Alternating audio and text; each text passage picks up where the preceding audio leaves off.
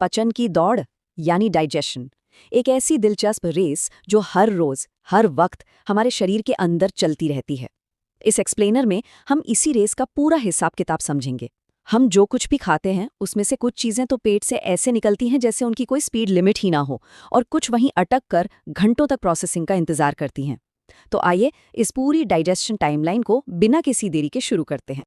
अब इस digestion system को, यानी हमारे पेट और आंतों के इस लंबे सफर को एक एक्चुअल रेस ट्रैक की तरह देखिए। जो भी निवाला हम अंदर लेते हैं उसे इस कॉम्प्लेक्स केमिकल हाईवे से गुजरना ही पड़ता है। और सबसे मजेदार बात यह है कि इस हाईवे पर हर अलग फूड आइटम के लिए स्पीड लिमिट बिल्कुल अलग अलग होती है। तो यहाँ एक सबसे बड़ा सवाल दिमाग में आता है, आखिर हमारा खाना पेट में एग्जैक्टली कितनी देर तक टिकता है? अक्सर हमें लगता है कि बस खाना खाया और पाचन शुरू हो गया, काम खत्म। लेकिन असल में फूड कैटेगरी के हिसाब से पाचन का समय लिटरली चमत्कारी रूप से बदल जाता है। कुछ चीजें तो इंस्टेंट गायब हो जाती हैं और कुछ को पचाने के लिए शरीर को अपनी पूरी ताकत लगानी पड़ती है। अगर हम इस डाइजेशन स्पेक्ट्रम के दोनों एक्सट्रीम्स को देखें तो पिक्चर एकदम साफ हो जाती है। एक तरफ है पानी, जैसे ही पानी पिया डाइजेशन टाइम 0 मिनट, तुरंत प्रोसेस हो गया। और दूसरी तरफ है पिज्जा, जिसे पचने में 6 से 8 घंटे तक का एक बहुत लंबा मैराथन लगता है। 0 मिनट और 8 घंटे के इस मैसिव अंतर से ही समझ आ जाता है कि आगे की कहानी कितनी इंटरेस्टिंग होने वाली है। चलिए शुरुआत करते हैं उन चीज़ों से जो इस रेस ट्रैक पर किसी चैंपियन एथलीट की तरह दौड़ती हैं। इन्हें हम द क्विक स्प्रिंटर्स कह सकते हैं। ये वो लाइटवेट आइटम्स हैं जो 0 से 30 मिनट के अंदर हमारे डाइजेस्टिव सिस्टम से एकदम स्मूथली निकल जाती हैं, जिनके लिए हमारे पेट को बिल्कुल ना के बराबर मेहनत करनी पड़ती है। जैसे कि तरबूज, सिर्फ 20 मिनट और पचन पूरा। वहीं संतरा या फ्रेश सैलेड को लगते हैं लगभग 30 मिनट। ऐसा इसलिए होता है क्योंकि इनमें पानी और नेचुरल फाइबर कूट कूट कर भरा होता है। ये नेचुरल चीजें पेट के रास्ते बिल्कुल तेजी से स्प्रिंट करती हैं और शरीर इन्हें फटाफट एब्जॉर्ब कर लेता है। लेकिन अब यहाँ 45 मिनट का जो मार्क है वो थोड़ा हैरान करने वाला है। ये टाइम फ्रेम लगता है मछली यानी फिश को पचने में। वैसे देखा जाए तो फिश एक प्योर प्रोटीन है और प्रोटीन को पचने में आमतौर पर काफ़ी लंबा समय लगता है। पर फिश का प्रोटीन स्ट्रक्चर इतना हल्का और सिंपल होता है कि हमारा पेट इसे एक एक्सेप्शनल केस की तरह सिर्फ 45 मिनट में ब्रेक डाउन कर देता है। कमाल है ना? खैर, यहाँ से हमारे डाइजेशन की रफ्तार अपने गियर बदलना शुरू करती है। अब टाइम मिनट से निकलकर घंटों के दायरे में आ चुका है। 2 से 3 घंटे का ये वो टर्निंग पॉइंट है जहां हमारे पाचन तंत्र को थोड़ी कमर कस लेनी पड़ती है और एक लंबा प्रोसेसिंग सेशन शुरू करना पड़ता है। अगर इन मिड रेंज डाइजेस्टर्स की बात करें तो दूध का उदाहरण बिल्कुल परफेक्टली फिट बैठता है। इसे पचने में ठीक 2 घंटे लगते हैं। चॉकलेट का भी बिल्कुल यही हाल है, पूरे 2 घंटे। और पास्ता, जो कि कार्ब से भरा होता है, उसे लग जाते हैं 3 घंटे। तो इसेंशियली डेयरी और लाइट कार्बोहाइड्रेट्स वाला ये पूरा ग्रुप हमारी टाइमलाइन के ठीक बीचों बीच अपनी जगह बनाता है।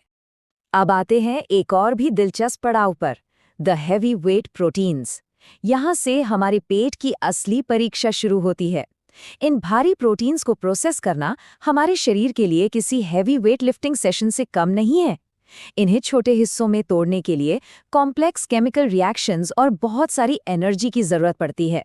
ध्यान देने वाली बात यह है कि जैसे जैसे प्रोटीन की डेंसिटी बढ़ती है, प्रोसेसिंग टाइम भी बढ़ता जाता है। एक अंडा 3 घंटे में पचता है। चिकन तक आते आते ये समय 1 घंटा और बढ़कर 4 घंटे हो जाता है। और बीफ, जो इन सब में सबसे डेंस है, उसे पचने में लगते हैं पूरे 5 घंटे। ये लगातार बढ़ता हुआ टाइम साफ बताता है कि शरीर को कितनी एक्स्ट्रा फिजिकल और केमिकल मेहनत करनी पड़ रही है। वैसे यहाँ पर एक बहुत ही रोचक तुलना सामने आती है। हैरानी की बात तो ये है कि पनीर और चीज़ जैसे हेवी डेयरी प्रोडक्ट्स को पचने में भी ठीक उतना ही समय लगता है जितना कि चिकन को, पूरे 4 घंटे। यानी बायोलॉजिकली देखा जाए तो हमारे पेट के लिए एक पीस चिकन और थोड़ा सा पनीर हजम करना लगभग एक जैसा ही मैसिव टास्क है। और अब हम उस आखिरी और सबसे हैवी कैटेगरी पर आ गए हैं जिसे हम द मैराथनर्स कह सकते हैं। ये हैं हमारे हाईली प्रोसेस्ड फूड्स, यानी कॉम्प्लेक्स, फ्राइड और भारी जंक फूड। इन चीज़ों को पचाना शरीर के लिए किसी थका देने वाली लंबी मैराथन दौड़ने जैसा है। इनमें फैट्स और कार्ब्स का एक ऐसा जोरदार मिश्रण होता है जो हमारे सिस्टम को बिल्कुल एग्जॉस्ट कर देता है। फॉर एग्जाम्पल, एक आम चीज़ बर्गर को ही ले लीजिए। एक सिंगल बर्गर को प्रोसेस होने में आसानी से 4 से 5 घंटे लग जाते हैं। क्यों? क्योंकि इसमें ब्रेड के कार्ब्स, मीट पैटी का हैवी प्रोटीन और ऊपर से चीज़ का थिक फैट सब एक साथ कंबाइन हो जाते हैं। ये हैवी ड्यूटी कॉम्बो हमारे पेट को दिन के एक बहुत बड़े हिस्से तक बिना रुके काम पर लगाए रखता है। तो अब आते हैं उस एक आंकड़े पर जो सबसे ज्यादा शॉकिंग है, 8 घंटे। इस पूरी डाइजेशन रेस में ये सबसे बड़ा और सबसे मैसिव नंबर है। ये 8 घंटे बताते हैं कि हमारी इस लिस्ट के आखिरी और सबसे हैवी कंटेंडर को पचाने में शरीर का आखिर कितना जोर लगने वाला है। और वो आखिरी कंटेंडर है पिज्ज़ा। एक पिज्ज़ा को बिल्कुल पूरी तरह से पचने में 6 से 8 घंटे तक का लंबा वक्त लगता है। उसके बेस के हेवी कार्बोहाइड्रेट्स और ऊपर लदी हुई ढेर सारी मेल्टेड चीज़, ये मिलके एक ऐसा कॉम्प्लेक्स स्ट्रक्चर बनाते हैं जिसे तोड़ने में पेट को लिटरली घंटों पसीना बहाना पड़ता है। सोचिए, एक आम इंसान की पूरी रात की नींद के बराबर का समय सिर्फ इस एक मील को ठिकाने लगाने में चला जाता है। तो आखिर में ये सारी इन्फॉर्मेशन एक बहुत बड़ा सवाल छोड़ जाती है। जब हमें पता है कि एक आम पिज्ज़ा को कंप्लीटली डाइजेस्ट होने में 8 घंटे लगते हैं, तो क्या इस हकीकत को जानने के बाद देर रात बचे हुए पिज़्ज़ा की वो आखिरी स्लाइस खाने का फैसला बदलना चाहिए? 0 मिनट में प्रोसेस होने वाले पानी और 8 घंटे लेने वाले इस हैवी जंक फूड के मैसिव अंतर को समझने के बाद शायद अगली बार डिनर मेन्यू डिसाइड करते वक्त दिमाग थोड़ा और स्ट्रेटेजिकली सोचेगा। पाचन की इस रेस ट्रैक पर शरीर को कितना काम देना है, इसका चयन पूरी तरह से सोच समझ के करना चाहिए। इस एक्सप्लेनर से जुड़े रहने के लिए आप सभी का बहुत बहुत शुक्रिया।